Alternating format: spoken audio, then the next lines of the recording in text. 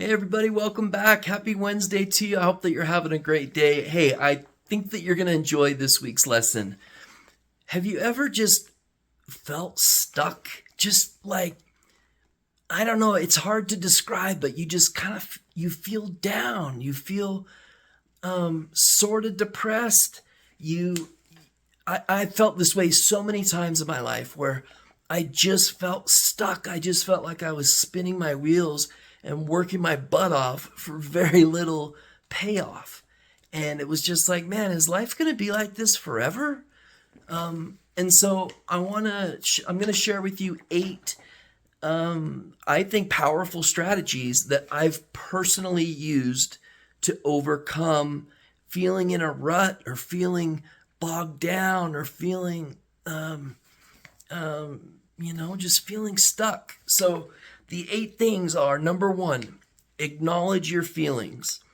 And I'm going to give practical tips for each of these. So the practical tip is to give yourself permission to accept the emotions that you're feeling. Like if you're feeling stuck, just accept that you're stuck. It's okay to feel stuck. The fact that you're feeling something is the beginning of your next progression. Number 2 is reconnect with your values and your why. I know in today's society, I feel at least like your why has become cliche, and so I resort more to values.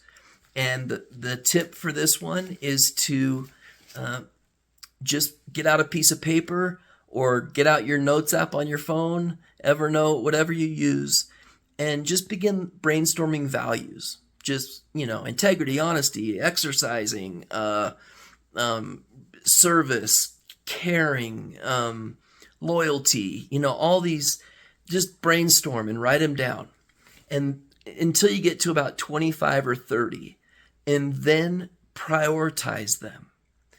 And by prioritizing them, and it's hard because there's not a ton of difference between what you will rank number 30 and what you will rank number 1. The top 5 typically change fairly often relative to our life, how things are going for us. The top 5 can be are a little bit flexible and move around, where the others are a little more sedimentary. But by listing them, we learn more about ourselves. To quote my article directly, by ranking our values, we challenge them, we think about them, and if you know what values you most closely identify with, your core purpose defines itself. So it's a really powerful, just quick lesson. Don't spend more than like 15 minutes on it. Number 3 is embrace stillness. So the tip is, one thing that I've done is journaled. And anybody that knows me knows I carry around a journal like a nerd.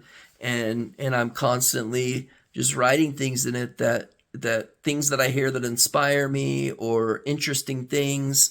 But journaling doesn't need to be like a full page every night before you go to bed type of thing. It can be random quotes you hear or something inspirational you read in a book or you see on a video or whatever the case may be. Number 4 is to break down the big problem that you're feeling into small incremental steps. Don't worry about needing to get back to perfect form. Just break it down into small incremental steps, and then jot down things that you did well that day, as small as they may be. Celebrate each accomplishment. Sorry for the filming tonight. Okay, take small intentional steps. Number 5 is to seek connection. So oftentimes when we're stuck, we tend to isolate. At least I did, and most people that are stuck do isolate. So talking to somebody, like sort of telling on yourself and having that person, make sure that you're not like suicidal, that you don't need. Obviously, these are like sort of over the counter tips that you can do. They're just quick little hacks that I've used to get out of being stuck several times. You don't need to use all of them. Just pick one that speaks to you. Similar to a vision board, the tip is to create your own badass board. So similar to like a vision board, but filled with resilience, filled with quotes, filled with things that you've overcome, inspiration, things that you can look at and be like, yeah, man, I conquered that when I was pretty low in my life, and I'm proud of that. Number 6 is to practice gratitude. I've got a few guys that text me every morning their gratitude list. And sometimes it's like they're grateful for their shoes or something like that. But start a gratitude journal or send a friend a text of things that you're grateful for, because over time this will really help you start thriving. Number 7, we're almost done, is to revisit past successes. So I like to take a nightly inventory of and this is the tip, take a nightly inventory. And I like to, as basic as they come, maybe it's friggin' tying your shoe. Write that shit down. Celebrate and revisit past successes. You haven't always been in a rut. You've done things in your life that you're proud of, and you need to revisit those things when you're feeling like you're in a rut. And last, number 8 is to visualize your future self. And the tip is to dedicate a few minutes each day to picture your future self and your future life in vivid detail. As vivid as you can make it and picture it, the better. And it's sort of the law of attraction, or if you've heard of the book The Secret that Oprah made popular. She didn't write it, but she made it popular years ago. It's that law of attraction. It's that, what you think about, you become.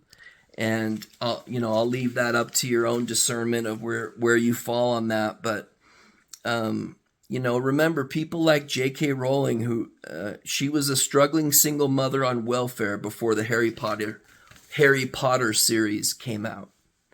So it's a natural part of life to struggle. It's okay. It's okay to feel like you're in a little bit of a rut. It's a natural part of life.